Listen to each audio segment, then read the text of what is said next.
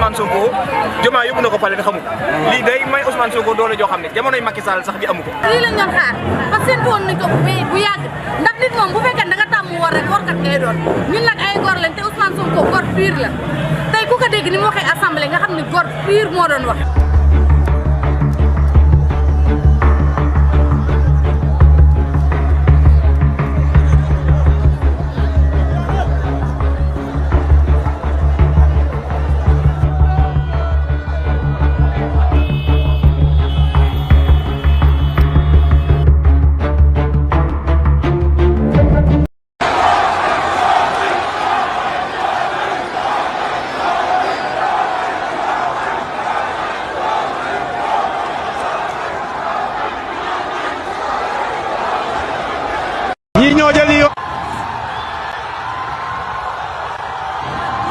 Le président Ousmane Sonko.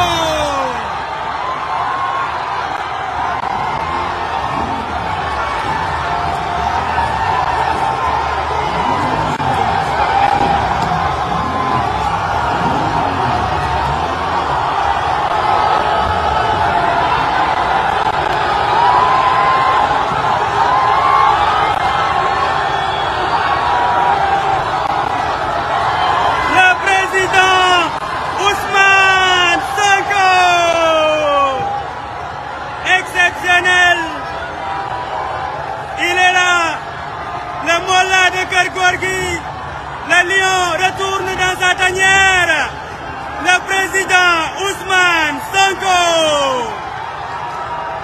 Le président Ousmane Sonko.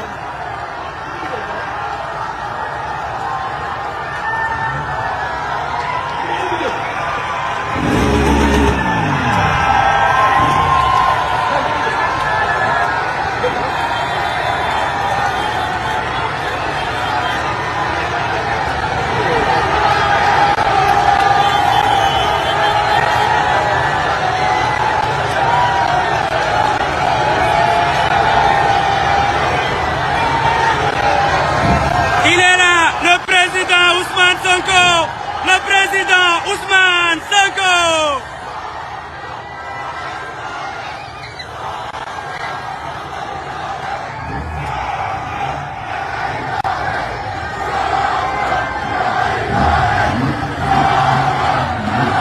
Il est là, le président Ousmane Sonko. Il est là, le guide de la révolution patriotique, président Ousmane Sonko.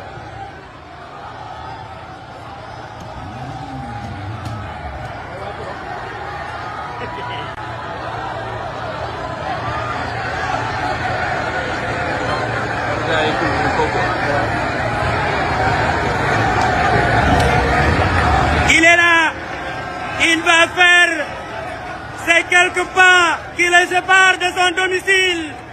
Ce domicile très bien connu des patriotes.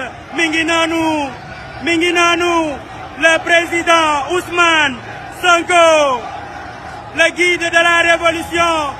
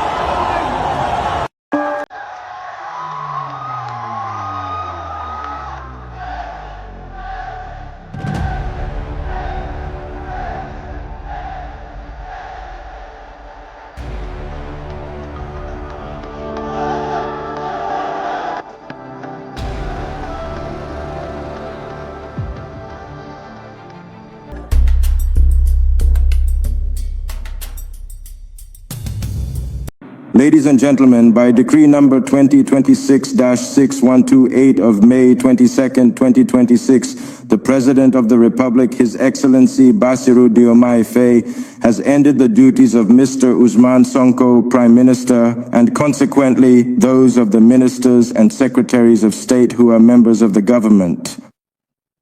The outgoing members of the government are responsible for handling current affairs. Done in Dakar on May 22nd, 2026. Decree number 2026-6128, ending the duties of the Prime Minister. The President of the Republic, having regard to the Constitution, in particular its Articles 42, 43, 49, 53, and 56, having regard to Decree number 2024-921 of April 2nd, 2024, appointing the Prime Minister, having regard to Decree number 2025-430 of September 6, 2025, establishing the composition of the government. Decree Article 1. The duties of Mr. Ousmane Sonko, Prime Minister of the Republic of Senegal, are hereby terminated. Article 2. This decree shall be published in the official journal of the Republic of Senegal. Done in Dakar on May 22nd, 2026, by the President of the Republic, Bassirou Diomaye Faye. Thank you for your attention. What if the man who helped you win power becomes the biggest threat to your government? That is exactly what just happened in Senegal.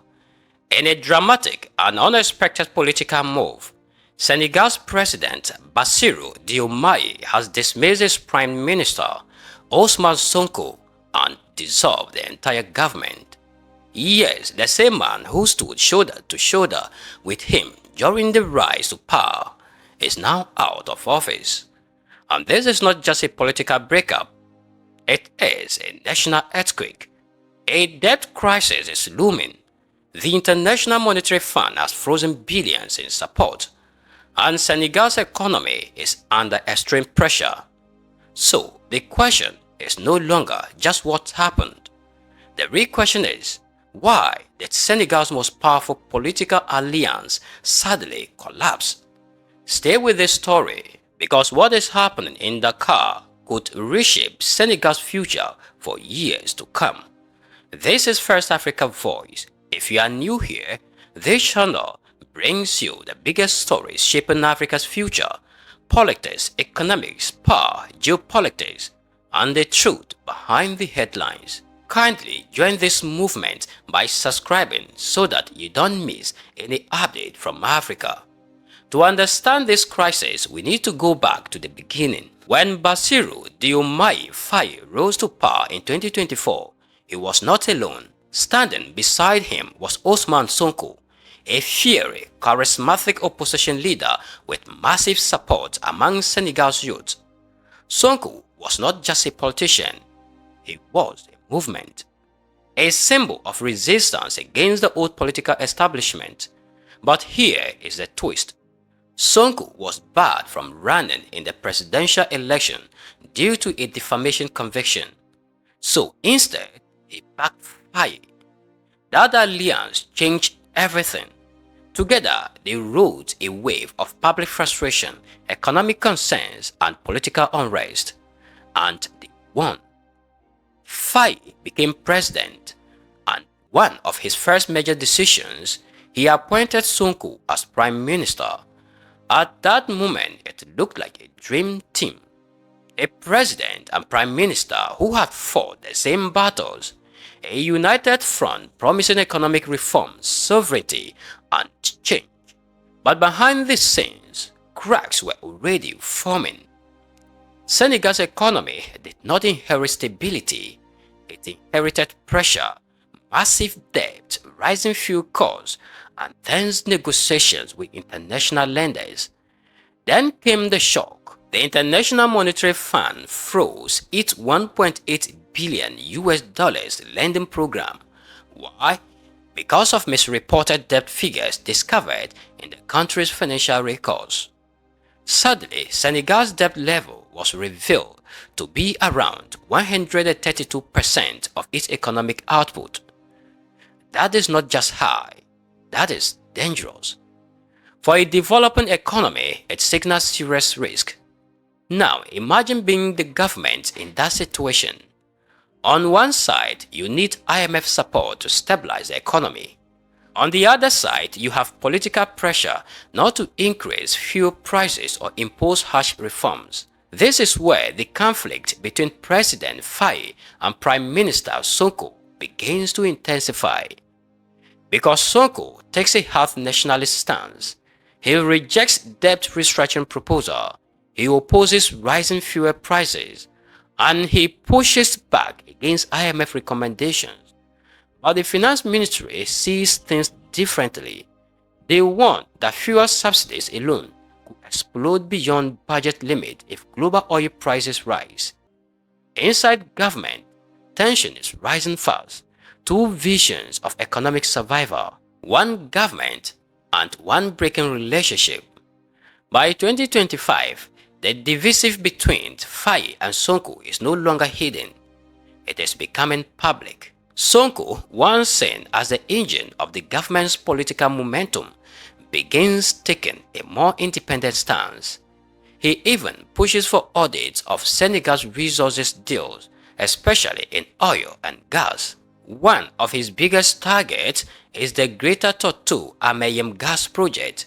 He declares parts of its contract unfair and revokes dozens of mining licenses, around 71 in total. To his supporters, this is courage, a leader reclaiming national resources. But to critics inside the system, it is destabilizing investor confidence. At the same time, Finance Minister Sheikh Diba warns Parliament about rising fiscal risk, fuel subsidy caused by ballooning, debt talks with the IMF are stalled, and negotiations are becoming increasingly fragile. Then comes a key moment. Before Sonko's dismissal, the Finance Minister tells Parliament that Senegal hopes to restart IMF talks in June and reach an agreement by the end of the month. That was the plan. But plans do not survive political breakdown, because behind closed doors, trust between the President and Prime Minister is collapsing. And once trust disappears in politics, decisions become inevitable. Then it happens, suddenly without warning. President Bassirou Diomaye Faye announces the dismissal of Prime Minister Ousmane Sonko. Not only that, the entire government is dissolved. Every minister is removed.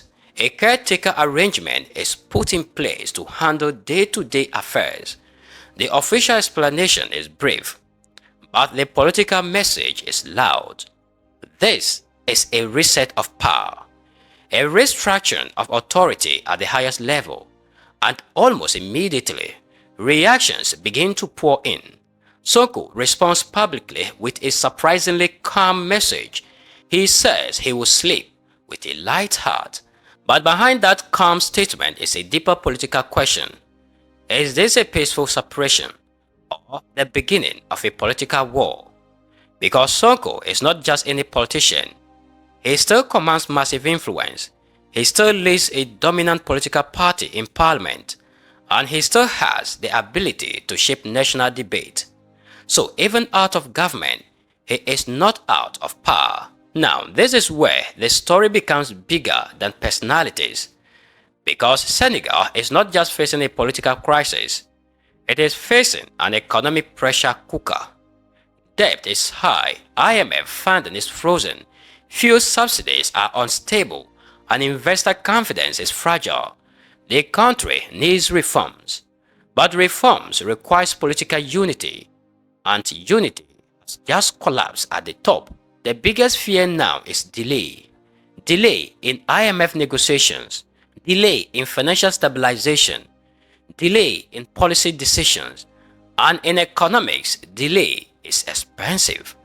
The longer Senegal takes to reach agreement with international lenders, the more pressure builds on its currency, its budget, and its public services. And this is why this political split matters so much. Because it is not just about who is Prime Minister, it is about whether Senegal can stabilize its economy in time.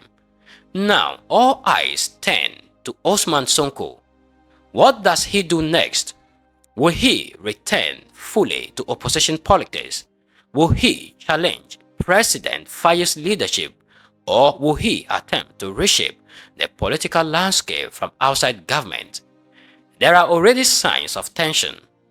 Earlier, Sonko had wondered if Faye strayed from their shared political agenda, he could put his party out of government entirely, and that possibility now feels more real than ever.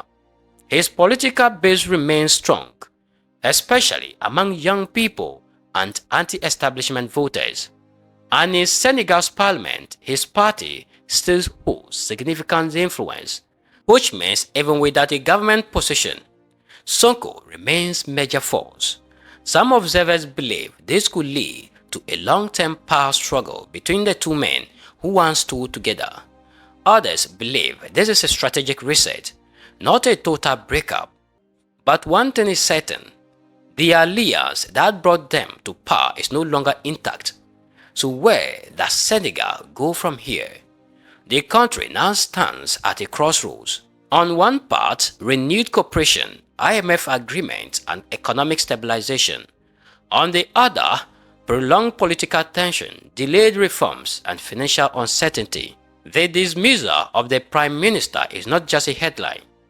It is a turning point, a moment that could define the next chapter of Senegalese politics. And for ordinary citizens watching this unfold, the real concern is simple. Will this political shock lead to progress or deepen the economic crisis? Because in the end, governments can change overnight, but economies take much longer to recover. And Senegal is now entering one of its most uncertain periods in recent time. One alliance built hope. Its collapse has created uncertainty. And now the future of Senegal depends on what happens next inside a political system shaken to its core. The world is watching Dakar, and the next move could change everything. If you found this breakdown insightful, don't forget to like this video, share it with someone who follows African politics, and subscribe to the channel for more deep, uncensored political analysis from across Africa and beyond. Drop your thoughts in the comments. Do you think this was a necessary political move or the start of a bigger crisis in Senegal? And as always, stay informed because the story is unfolding. This has been Paul Lingual.